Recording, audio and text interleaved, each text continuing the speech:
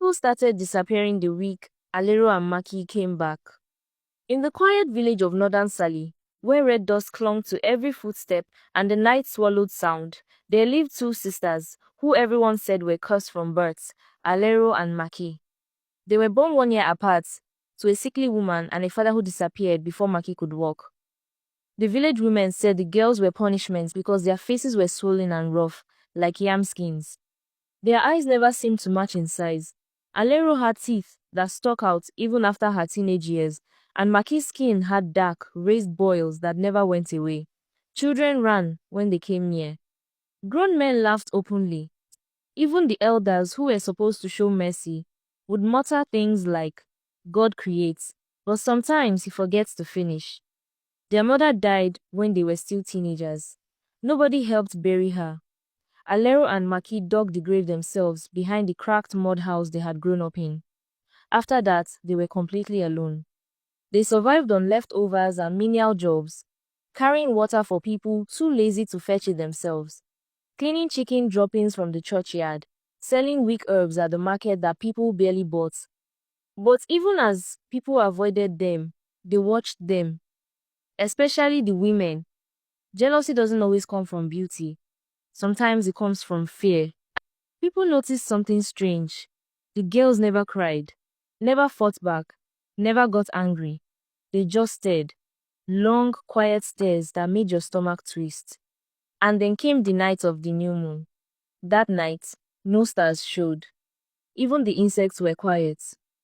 No dogs barked. It was like the air itself held its breath.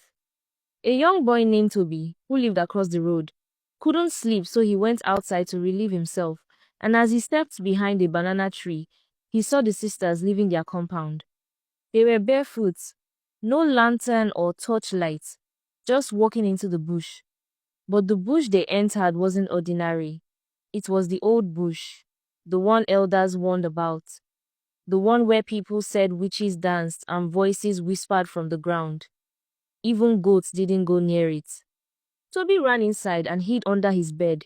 He told no one. At sunrise, the sisters returned. And something about them had changed. They were still ugly, but it was different. Their skin looked tighter, their eyes brighter, their voices sounded smoother. They walked differently, like they were being carried by something beneath the ground. And then, they vanished. For 1 full month, no one saw Alero or Maki. People assumed they had gone mad or died in the bush.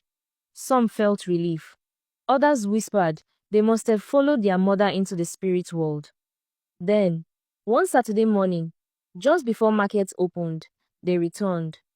The woman who first saw them dropped her basket of bitter leaf and ran. The sisters were beautiful. Not just ordinary beauty. Unreal beauty. Their skin glowed like wet clay in the sun. Their bodies were shaped like carvings.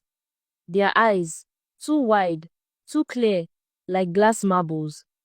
Every man stopped to stare. Every woman stared with a face twisted between awe and hatred.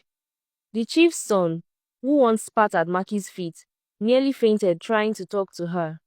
But none of that was the strange part. The strange part was that they acted like nothing had changed.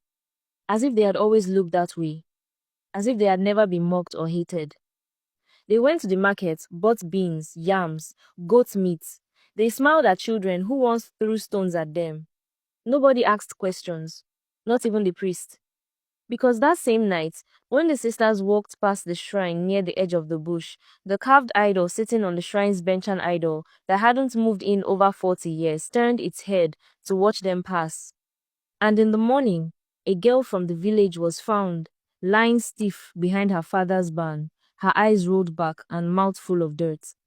Nobody dared say it out loud. But everybody knew. And that was only the beginning.